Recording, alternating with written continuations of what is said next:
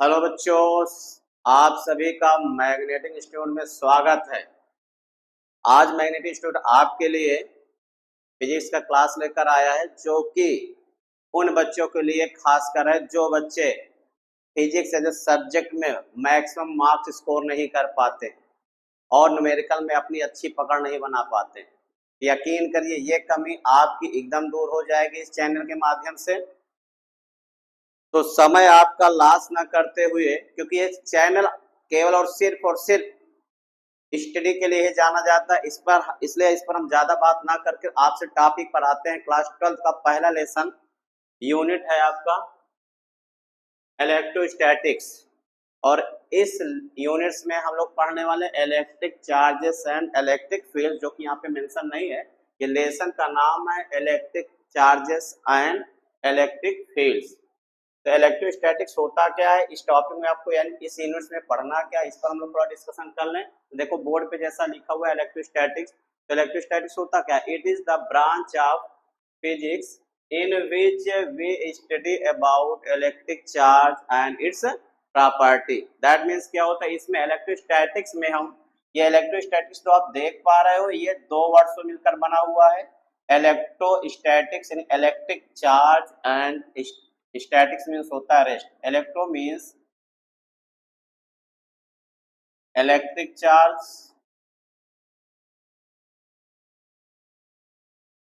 और statics means होता है बेटा रेस्ट। यानी इसमें हम पढ़ने वाले हैं चार्ज के बारे में, जो कि रेस्ट में होता है। किसके बारे में पढ़ेंगे? चार्ज के बारे में, जो किसमें होता है? रेस्ट में होता है। रेस्ट में स्टेशनरी, जिसकी पोजीशन समय के साथ चेंज नहीं होती, उसे हम लोग रेस्ट में बोलते हैं।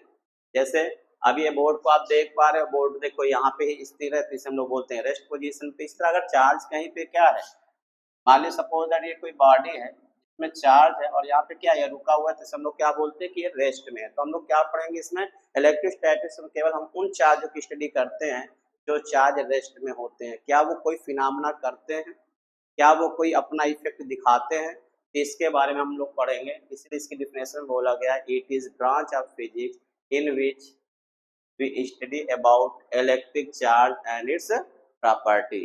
तो शायद ये डिफिनेशन आपको क्लियर हो गई हो कि इलेक्ट्रोस्टैटिक्स क्या होता है, इसमें क्या स्टडी करना है। ठीक, क्योंकि किसी भी ब्रांच में हमें ये क्लियर होना चाहिए पहले इस ब्रांच में पढ़ना क्या है हमको। तो इसमें किसके बारे में पढ़ना? केवल इलेक्ट्रिक चार्ज के बारे में पढ़ना, जो कि क्या होगा? रेस्ट में होगा। अगर कोई चार्ज मोशन में होगा तो हम इलेक्ट्रोस्टैटिक्स में उसकी स्टडी नहीं करेंगे।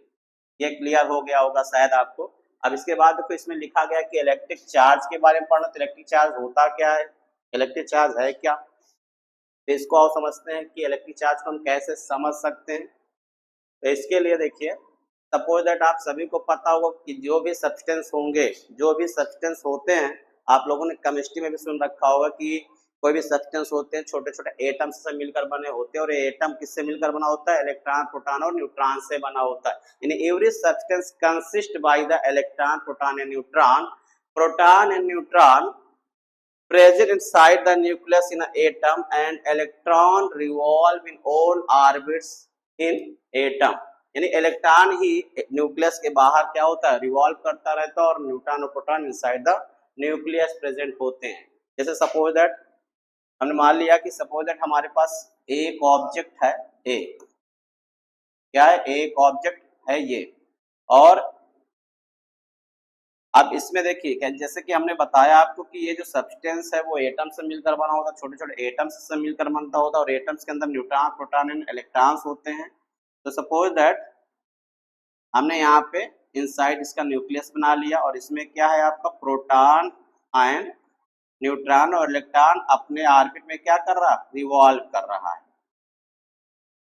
तो जो भी सब्सटेंस होता है उसके पास पहले से ही electron proton and neutron present होते हैं। इलेक्ट्रॉन और प्रोटॉन क्या होते हैं? प्रेजेंट होते हैं। इसलिए इसको बोला जाता है कि ये बेसिक प्रॉपर्टी है, क्योंकि कोई भी सब्सटेंस जब बनता है तभी से उसके पास इलेक्ट्रॉन प्रोटॉन एंड न्यूट्रॉन क्या है? प्रेजेंट हैं। उसको आपने नहीं उसके अंदर डाल रखा है, उसको गॉड गिफ्टेड है, इसीलिए उसको बेसिक प्रॉपर्टी बोली जाती है। बेसिक प्रॉपर्टी बोलिए आप फंडामेंटल क्वांटिटीज भी बोलते हैं बेटा। बेसिक वर्ड यूज करो यहाँ पे, या फंडामेंटल भी यूज कर सकते हैं। कुछ बच्चों को डाउट होता है किसी बुक में, वो देखते हैं कहीं पे बेसिक लिखा है कहीं फंडामेंटल लिखा हो, तो प्रॉब्लम होती है कि बेसिक लिखे या फंडामेंटल, तो दोनों वर्ड्स यहाँ पे सही एग्जैक्ट करेक्ट होता है, तो इसमें डाउट नहीं होना चाहिए आपको। तो शायद इतना आपको समझ में आ गया होगा। अब इलेक्ट्रिक चार्ज देखो क्या होता है, अगर किसी भी बॉडी पर, फॉर एग्जांपल हम आपको एक एग्जांपल दिखा रहे हैं कि किसी बॉडी पे अगर चार्ज होता है तो क्या वो इफेक्ट दिखाता है। जैसे डेफिनेशन में आपको बोला है कि ये प्रोड्यूस करता है क्या, इलेक्ट्रिक फील्ड और मैग्नेटिक फील्ड का इफेक्ट को दिखाता है। थोड़ा सा एक्सपेरिमेंट करके आपको दिखाते हैं यहाँ पे कैसे ये आपको इफेक्ट को दिखाता है। सपोज दैट देखो मेरे पास ये क्या है, एक प्लास्टिक की पेन है और मैंने इस पेपर है, इसको मैंने स्मॉल पार्टिकल में तोड़ लिया है। अभी देखो मैं इस पेन को अगर मैं इस पार्टिकल के पास ले जाता हूँ, देखो मेरे हैंड में क्या है, एक छोटे छोटे स्मॉल पार्टिकल से पेपर के, और इसको मैं इस पेन को इसके पास ले जा रहा हूँ। ये पेन इस पर कोई इफेक्ट नहीं डाल रहा है क्योंकि अभी ये बॉडी क्या न्यूट्रल है। तो न्यूट्रल बॉडी किसे कहते हैं, नंबर ऑफ प्रोटॉन। अब सपोज ये बॉडी क्या है, हमने कहा ये बॉडी न्यूट्रल है, तो कोई बोलता है न्यूट्रल बॉडी का मतलब क्या होता है, किसे आप न्यूट्रल बॉडी बोलते हो। आपने सुना होगा कि न्यूट्रल बॉडी पर बताते हैं कि न्यूट्रल बॉडी पे कोई चार्ज नहीं होता है, कोई चार्ज नहीं होता है, यानी उस पर कोई चार्ज नहीं होता। इसका क्या मतलब है, इसका मतलब है कि number of electron and number of proton inside the atom are equal, यानी उस बॉडी में number of electron and number of proton दोनों क्या होते हैं, इक्वल होते हैं। इसलिए इस बॉडी को हम लोग क्या बोलते हैं कि ये बॉडी न्यूट्रल, यानी जितना इसके अंदर इलेक्ट्रॉन होगा उतना ही इसके अंदर क्या होंगे, प्रोटॉन होंगे। इसलिए इस बॉडी को हम लोग क्या बोलते हैं, न्यूट्रल बोलते हैं, क्योंकि इलेक्ट्रॉन के पास नेगेटिव चार्ज होता है, प्रोटॉन के पास क्या होता है, पॉजिटिव चार्ज होता है। दोनों को सम करने पर टोटल क्या आएगा, जीरो। इसलिए हम बॉडी पर बोलते हैं टोटल चार्ज क्या है, जीरो। तो आओ देखिए एक एक्सपेरिमेंट करके देखते हैं कि क्या इस बॉडी पे जब कोई चार्ज नहीं है, यानी ये बॉडी क्या है, न्यूट्रल है।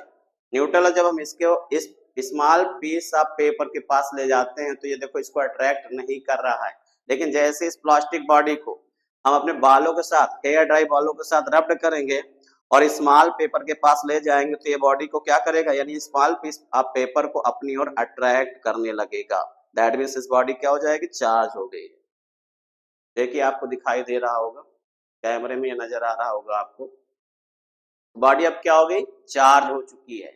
तो ये चार्ज बॉडी क्या करती है, कुछ ना कुछ इफेक्ट दिखाती है। क्यों इफेक्ट दिखाती है, क्योंकि जब इस बॉडी को हमने अपने बालों से रब्ड किया, तो बालों से रब्ड करने के बाद कुछ इलेक्ट्रॉन या तो बाल ने ले लिया होगा, इस पेन से या पेन ने डोनेट कर दिया होगा बाल को, ठीक। तो ये बॉडी क्या हो जाती है, चार्ज हो जाती है। अभी हम एक्सप्लेन करेंगे किस पर कि इलेक्ट्रॉन को डोनेट करने पर या विड्रॉ करने पर बॉडी पर पॉजिटिव चार्ज आएगा कि नेगेटिव में चार्ज आएगा। आगे हम इसकी डिस्कशन करेंगे। अभी तो आपको ये समझ में आ गया कि जब किसी बॉडी पे चार्ज आता है तो बॉडी कुछ इफेक्ट दिखाती है, कुछ बॉडी क्या करती है, इफेक्ट दिखाती है। तो हमने आपको क्या समझाया कि चार्ज जो होता है किसी भी बॉडी का बेसिक प्रॉपर्टी होती है, क्योंकि उसमें पहले से ही प्रेजेंट होती है।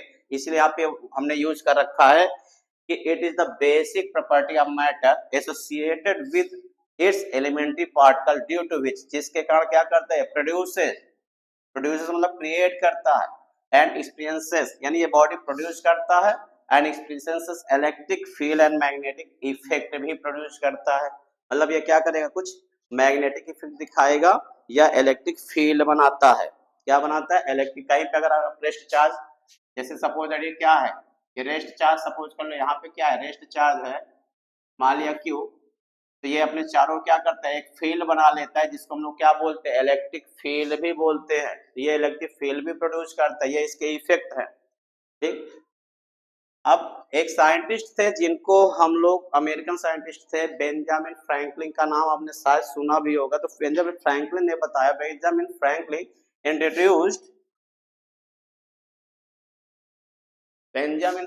Introduced charge of two types. First things is negative charge and second is positive charge. क्या होगा, negative charge and positive charge. तो किसी बॉडी पर नेगेटिव चार्ज कैसा होता है, पॉजिटिव चार्ज कैसा होता है, इसको समझते हैं। सपोज दैट हमारे पास एक बॉडी है और आप जैसा कि जानते हैं इस बॉडी के पास पहले से ही इलेक्ट्रॉन और प्रोटॉन होता है।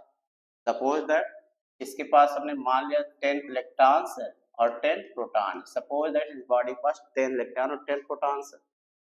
अगर ये बॉडी एक इलेक्ट्रॉन डिनोट कर दे, एक इलेक्ट्रॉन क्या कर दे, रिमूव कर दे, यानी अपने अंदर से एक इलेक्ट्रॉन क्या करेगा, निकाल दे, इस बॉडी पे क्या हो जाएंगे, 9 इलेक्ट्रॉन हो जाएंगे और 10 प्रोटॉन हो जाएंगे। क्या देखिए इसके पहले जब तक इसने अपने इलेक्ट्रॉन को रिमूव नहीं किया था तो इसके पास क्या था, 10 इलेक्ट्रॉन थे, 10 प्रोटॉन थे। ये बॉडी को आप क्या बोल रहे थे, ये बॉडी क्या है, न्यूट्रल है। बॉडी क्या है बेटा, ये न्यूट्रल है। लेकिन जैसे इसने एक इलेक्ट्रॉन रिमूव कर दिया तो नंबर ऑफ इलेक्ट्रॉन और नंबर ऑफ प्रोटॉन की संख्या जो थी, नंबर थे, वो अब इक्वल नहीं रह गए, है ना। तो यहाँ पे देखिए 9 इलेक्ट्रॉन जो होगा वो 10 प्रोटॉन को कैंसिल करेगा, उसके चार्ज को, इफेक्ट को कैंसिल करेगा और एक प्रोटॉन का इफेक्ट रह जाएगा। मतलब इस पर क्या हो गया, एक प्रोटॉन ज्यादा हो गया, इस पर क्या हो जाएगा, पॉजिटिव चार्ज आ जाएगा। और आपने सुना भी होगा जब कोई बॉडी इलेक्ट्रॉन डोनेट करता है, जितना इलेक्ट्रॉन डिनोट करेगा तो उस पर उतना ही क्या होती है, पॉजिटिव चार्ज आ जाता है। जैसे यहाँ पे आप देख पा रहे हो कि ये बॉडी एक इलेक्ट्रॉन ही डोनेट कर रही है तो इस पर क्या आएगा, 1 प्लस चार्ज आ जाएगा। अगर 2 इलेक्ट्रॉन डोनेट कर रहा होता तो 2 प्लस चार्ज आ जाएगा, 3 इलेक्ट्रॉन डोनेट करेगा तो 3 प्लस चार्ज आ जाएगा। तो बॉडी क्या हो रही है, चार्ज हो रही है। क्यों चार्ज हो रही है, क्योंकि ये इलेक्ट्रॉन को डोनेट कर रही है, इसलिए इस पर क्या आ रहा है, पॉजिटिव चार्ज आ रहा है। सपोज दैट यही बॉडी अगर इलेक्ट्रॉन विड्रॉ करने लगी, यानी इलेक्ट्रॉन विड्रॉ करने लगे, क्योंकि आपने सुना भी होगा इस दुनिया में आपके पास चाहे जितना अमाउंट आ जाए, हमेशा चाहते हो कि कुछ और आ जाता तो अच्छा है, यानी आप हमेशा कुछ न कुछ ड्रा करने की ही कोशिश करते हो। अगर ये इलेक्ट्रॉन रिमूव करने के बाद क्या करेगा, इलेक्ट्रॉन लेने लगे, तो ये क्या कर रहा है, इलेक्ट्रॉन ले रहा है। अगर ये इलेक्ट्रॉन लेगा तो अभी यहाँ पे क्या, सपोज दैट इसने एक इलेक्ट्रॉन ले लिया किसी अदर बॉडी से, इसके पास तो क्या अब 10 के बजाय क्या हो जाएगा, अगर प्लस 1 इलेक्ट्रॉन इसने ले लिया तो इसका टोटल इलेक्ट्रॉन हो गया 11 इलेक्ट्रॉन और प्रोटॉन कितने हो जाएंगे, 10 प्रोटॉन। अब देखिए यहाँ पे नंबर ऑफ प्रोटॉन और नंबर ऑफ इलेक्ट्रॉन डिफरेंट हो गए, अब सेम तो नहीं रह गए, अब बॉडी चार्ज हो गई। लेकिन इस बॉडी पे चार्ज अब कैसा आया, निगेटिव चार्ज आ गया। कैसा चार्ज आ गया, निगेटिव चार्ज आ गया। अगर 2 इलेक्ट्रॉन ले लेगा इस पर 2 निगेटिव चार्ज आ जाएगा, इस पर कितना निगेटिव चार्ज आ जाएगा, 2 निगेटिव चार्ज हो जाएगा। 2 इलेक्ट्रॉन अगर ये विड्रॉ करेगा तो 2 निगेटिव चार्ज हो जाएगा यहाँ पे।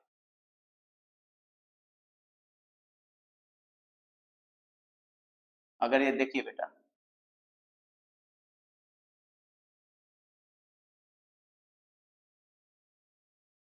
अगर यहाँ पे 2 इलेक्ट्रॉन विड्रॉ कर लेगा तो इसके पास कितने इलेक्ट्रॉन्स हो जाएंगे, 10 और 10 इलेक्ट्रॉन में 2 इलेक्ट्रॉन हम ऐड कर लेंगे, ये हो जाएगा 12 इलेक्ट्रॉन और प्रोटॉन आपके उतने ही रह जाएंगे। तो इस पर कितने इलेक्ट्रॉन्स आ गए, कितना साइन आ गया, 2 इलेक्ट्रॉन की इक्वल साइन आ गया, तो निगेटिव चार्ज बॉडी हो जाएगी।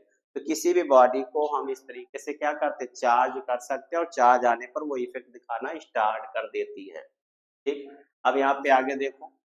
अच्छा, चार्ज के बारे में हम आगे भी और एक्सप्लेन करेंगे आपको। अभी आप देख ले रहे हैं कि यूनिट ऑफ चार्ज क्या होता है, यानी यूनिट को किसी भी फिजिकल क्वांटिटीज को आपने क्लास 11 में पढ़ रखा होगा, फिजिकल क्वांटिटीज के बारे में। किसी भी फिजिकल क्वांटिटीज को मेजरमेंट करने के लिए इसकी कुछ ना कुछ यूनिट होती है। जैसे यहाँ पे चार्ज का यूनिट क्या होता है, SI unit of charge is coulomb, जिसको हम लोग क्या होता है कैपिटल सी से डिनोट करते हैं। किससे डिनोट करते हैं, कैपिटल सी से डिनोट करते हैं बेटा। यूनिट ऑफ चार्ज क्या होता है, coulomb. SI unit of charge is coulomb, जिसे हम लोग कैपिटल सी से डिनोट करते हैं। स्मॉल सी से डिनोट करना ये गलत होगा, इसे स्मॉल सी से डिनोट नहीं करते हैं। फिर दूसरा देखिए आप, सीजीएस यूनिट ऑफ चार्ज क्या होता है, सीजीएस यूनिट ऑफ चार्ज क्या होता है, इलेक्ट्रोस्टैटिक यूनिट, जिसे हम लोग शॉर्ट में एएसयू और स्टेट कूलम भी बोलते हैं। दूसरा है क्या, इलेक्ट्रोमैग्नेटिक यूनिट, जिसे हम लोग एबी कूलम भी बोलते हैं। और यहाँ पे आप देख पा रहे हैं इलेक्ट्रोमैग्नेटिक वेव यानी इलेक्ट्रोमैग्नेटिक यूनिट इक्वल 10 कूलम होता है और 1 coulomb unit equal 3 × 10 power 9 state coulomb होता है। और दोनों में अगर हम इलेक्ट्रोमैग्नेटिक यूनिट और एसयू में रिलेशन देखें तो दोनों में रिलेशन है 1 AM इक्वल 3 × 10 की पावर 10 ESU।